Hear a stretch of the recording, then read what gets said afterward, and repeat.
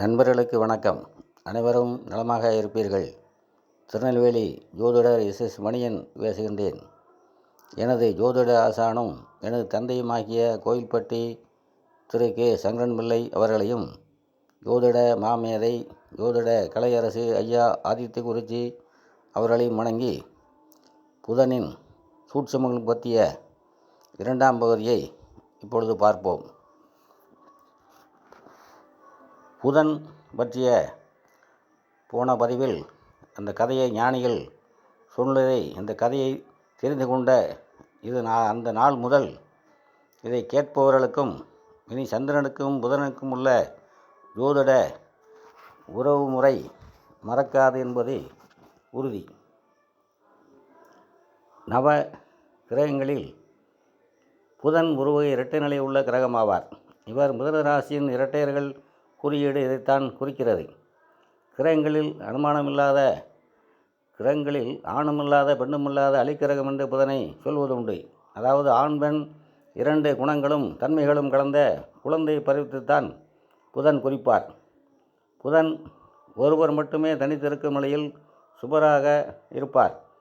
பிறருடன் இணையும் போது அவர் சேரும் கிரகம் சுபரானால் தன்னை சுபராகவும், அந்த கிரகம் பாவரானால் தன்னையும் பாவராகவும் தனது நிலையை மாற்றிக்கொள்வார். சூரியனுடன் புதன் இணையும் பொழுதே அவர் நன்மை தரும் சுபராக செயல்படுவாரா அல்லது தீமை தரும் பாவராக இருப்பாரா என்று கணிப்பதில் சிக்கல் ஏற்படும். நமது கிரந்தங்களில் சூரியன் பாதிய சுபர், அதாவது அரைப்பாவர் என்று குறிப்பிடப்படுகிறார். அதன்படி சூரியன் மீதி சுபர் என்பதால் ஒருவருக்கு சூரியன் பாதி நல்லவராகவும் மீதி கெட்டவராகவும் செயல்படுவார். இது நல்லவர் கெட்டவர் எனும் நிலை சம்பந்தப்பட்ட லக்கணங்களை பொறுத்தது. சூரியன் தனது நண்பர்களின் லக்கணங்களுக்கு தனது ஆதிபத்தியத்தை பொறுத்து சுபராகவே செயல்படுவார். நட்பு லக்கணங்களுக்கு ஆதிபத்திய பாவராக வந்தாலும் பெரிய கெடுதல்களை செய்வதில்லை. இதற்கு உதாரணமாக மீன லக்கணத்தை குறிப்பிடலாம். மீனத்தின் ஆறக்கூடிய கொடிய பாவியான சூரியன் லக்னாதிபதி குருவுக்கு நெருங்கிய நண்பர் என்பதால் தனது தசையில் பெரும் கெடுதல்கள் எதையும் செய்ய மாட்டார். இதுபோன்ற நிலையில் சூரியன் தனது பாவ வலுவை வெளிக்காட்ட இயலாத சூழலில் அவருடன் இணைந்திருக்கும் புதன் சுபத்தன்மை பெற்று சுபராகி நன்மைகளை செய்வார். சுருக்கமாக சொன்னால், சூரியன் நல்லது செய்யக்கூடிய கடமைப்பட்டு சுபத்தன்மை மேலோங்கி இருக்கும் சூட்சும நிலையில் அவருடன் இணையும் புதனும் சுபராகி நட்பலன்களை செய்வார். தனுசு லக்கணத்திற்கு சூரியனும் புதனும் 10ஆம் இடத்தில் இணைந்திருக்கும் நிலையில் தர்ம கர்மாதிபதி யோகம் நல்ல பலன்களை தருவது இந்த காரணத்தினால்தான். அதே நேரத்தில் சூரியன் அவயோகியாகி பாவத்தன்மையுடன் கெடுபலன்களை தர இருக்கும் லக்கணங்களுக்கு அவருடன் இணைந்திருக்கும் புதன் அந்த லக்கணங்களுக்குத்தான் சுவரே ஆயினும் நன்மைகளை குறைத்தே தருவார். அடுத்து, எழுத்தை ஆளுபவன் புதன் என்பதால் ஒருவர் எழுத்தில் ஆளுமை செய்வதற்கு புதனின் தயவு மிகவும் அவசியம். புதன் வலுப்பெற்றவர்கள்தான் மனத்தில் நினைக்கும் விஷயத்தை அப்படியே எழுத்தில் கொண்டு வருவதில் வல்லவர்களாக இருப்பார்கள். உலகின் மிகச்சிறந்த கவிஞர்கள் அனைவரும் புதனின் ஆதிக்கத்தில் பிறந்தவர்கள்தான். அதிலும் சுக்கிரனுடன் புதன் இணைந்திருக்கும் நிலையில் பிறந்தவர்கள் காதல் கவிதைகளை எழுதுவதில் வல்லமை பெற்றவர்களாக இருப்பார்கள். ஒருவரை பத்திரிகை துறையில் ஈடுபடுத்துவோரும் புதன்தான். வலுப்பற்ற புதன் ஒரு பத்திரிகையை திறம்பட நடத்தும் ஆற்றலை தருவார். ஒருவர் ஜேர்னலிசம் படிப்பதற்கும் எடிட்டராகவும் நிருபராகவும் பத்திரிகையில் வேலை செய்வதற்கும் புதன்தான் முதல் காரணம். சடசடக்கும் புத்தமுதிய காகிதத்தின் மனத்தை நுகர்ந்தபடி நீங்கள் வேலை செய்பவரா? நீங்கள் புதனின் ஆதிக்கத்தில் உள்ளவர் என்று அர்த்தம். அதேபோல அரசியலை அலசுவதற்கும் அதை விமர்சித்திருப்பதற்கும் தேவையான தீர்க்கமான அறிவும் தொலைநோக்கு பார்வையும் புதனால்தான் தரப்படுகிறது. அரசியலில் நாளை என்ன நடக்கும் என்று சொல்லுவதற்கு தன்னை சுற்றி நடப்பவைகளை உள்வாங்கி விருப்பு வெறுப்பின்றி கணிக்கும் திறன் தேவைப்படும். இந்த திறமையை தருபவர் புதன். நாளை என்ன நடக்கும் என்று கிடைக்கும் திறனுக்கும் புதன்தான் அதிபதி என்பதால் ஜோதிடர்களும் புதனின் ஆதிக்கத்தினுள் வருகிறார்கள். புதனின் மிதுனம் கன்னி லக்கணங்களில் பிறந்தவர்கள் கணிப்பு திறனுக்கு பெயர் போனவர்களாகவும் அடுத்தவர்கள் எந்த சமயத்தில் எப்படி செயல்படுவார்கள் என்பதை முன்கூட்டியே உணர்ந்து கொள்ளும் அறிவாளிகளாகவும் இருப்பார்கள். ஒருவர் சிற்பி ஆவதற்கும் முதல் காரணம் புதன்தான்.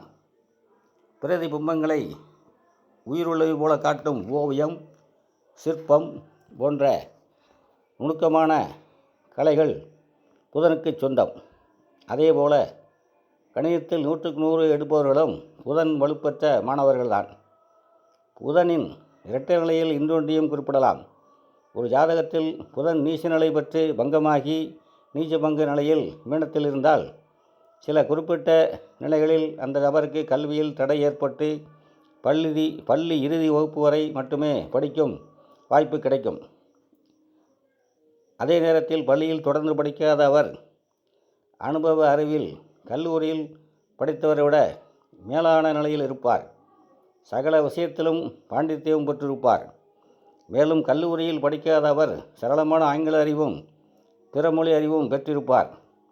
இவையெல்லாம் புதனின் இரட்டை நிலைகளே. மிகச்சிறந்த வியாபாரிகள் புதனால்தான் உருவாகிறார்கள்.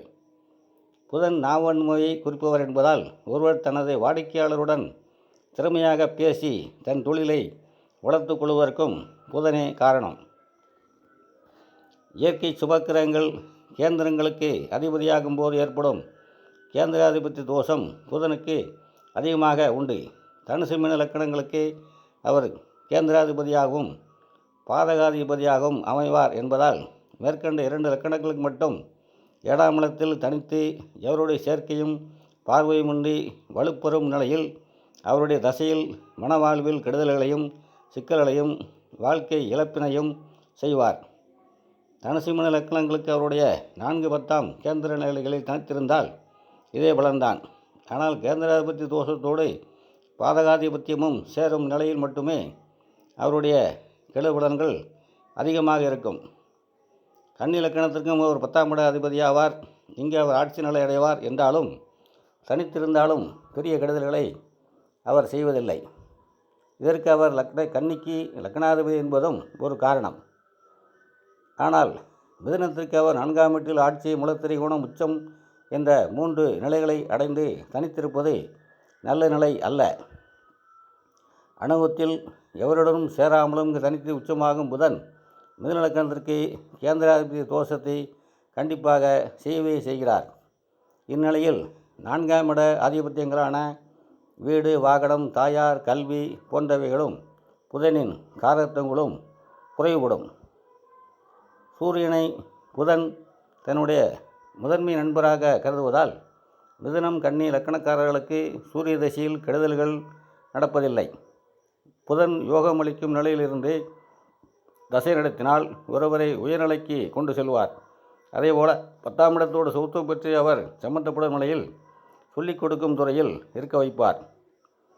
மிகப்பெரிய கல்வி நிலையங்களை நடத்துபவர்களின் ஜாதகங்களில் வலுப்பெற்ற புதன் 10ஆம் இடத்தோடு தொடர்பு கொண்டிருப்பார். அதேபோல கல்வி நிலையங்களை நடத்துபவர்கள் அவற்றில் பணிபுரிபவர்கள் ஜாதகங்களில் சொல்லிக் கொடுக்கும் காரகத்துவங்களுடைய இன்னொரு கிரகமான குருவின் இணைவோ பார்வையோ சம்பந்தமோ இருக்கும். உறவுகளில் தாய்மாமனை குறிக்கும் கிரகம் புதன். ஒருவருக்கு சுபத்துவம் அடைந்த புதன் 7ஆம் இடத்தோடு சம்பந்தப்படும் நிலையில் அவர் மாமன் மகளையோ அத்தை மகளையோ வாழ்க்கை துணையாக பெற்றிருப்பார். தூது செல்பவர்களையும் செய்திகளை கொண்டு சேர்ப்பவர்களையும் புதனே குறிப்பவர் என்பதால் ஜாதகத்தில் சுபத்துவத்துடன் அவர் பெற்றுள்ள வலிமையை பொறுத்து ஜாதகரை மிக உயரிய வெளிநாட்டு தூதர் பதவி முதற்கொண்டு சைக்கிளில் கடிதத்தை கொண்டு செல்லும் தபால்காரர் மற்றும் கூரியர் வாய் வரை ஈடுபடுத்துவார். அடுத்ததாக மறைவு ஸ்தானங்களில் புதன் கெடுதல் செய்வதில்லை. ஏன்? புதனுக்கு மட்டுமல்ல ஒரு சூட்சை நிலையாக அவர் லக்னாதிபதியாகி 12ஆம் இடத்தில் அமரும்போது வலிமை இழக்க மாட்டார். இது பற்றி விரிவாக சொல்ல வேண்டுமானால் 6, 8, 12ஆம் இடங்கள் மறைவு ஸ்தானங்கள் என்று சொல்லப்படுகின்றன. இந்த மறைவிடங்கள் எனப்படுவது சட்பலம் எனப்படும். ஒரு கிரகத்தின் 6 விதமான பலன்களில் முதன்மை பலமான ஸ்தான பலத்தை கணக்கிட உதவுகிறது. ஒரு கிரகம் மறைவிடங்களில் இருக்கும்போது பலவீனம் அடையும்.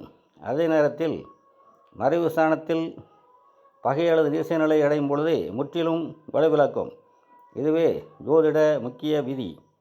இன்னொரு முக்கிய கருத்தாக ஸ்தான பலம் இழக்கும் ஒரு கிரகம் சட்பலங்களில் ஸ்தான பலத்திற்கு அடுத்த நிலையான திக்பலத்தை பெறும் பொழுது வலுவாக இருப்பதாகத்தான் பொருள். அதாவது 10ஆம் இடத்தில் சூரியனோ செவ்வாயோ நீசமாக இருந்தாலும் வலுவாகவே இருப்பார்கள். ஏனெனில் 10ஆம் இடத்தில் ஸ்தான பலத்திற்கு அடுத்த வலுவான அமைப்பான திக்பலத்தை இவர்கள் பெறுவதால் வலிமை இழக்க மாட்டார்கள். புதன் லக்னாதிபதியாகி 12இல் மறையும் பொழுது மிதுன லக்னத்தை எடுத்துக்கொண்டால் இவரது 2வது நண்பரான சுக்கிரனின் வீட்டில் நட்பு நிலையிலும் லக்னத்தில் அவர் திக்பலம் அடைவார் என்பதால் திக்பலத்திற்கு வெகு அருகிலும் இருப்பார். கன்னி லக்னத்துக்கு 12இல் மறையும் பொழுது அவர் முதன்மை நண்பரான சூரியனின் சிம்ம வீட்டில் அதிநட்பு நிலையிலும் திக்பலத்திற்கு அருகிலும் இருப்பார் என்பதால் இந்த இரு நிலைகளிலும் இருக்கும் புதன் வலுவாகவே செயல்படுவார். இத்துடன் இப்பதிவை நிறைவு செய்கின்றேன். மீண்டும் அடுத்த பதிவில் சந்திப்போம். அனைவரும் நலமாக இருப்பீர்கள். வாழ்க வளமுடன்.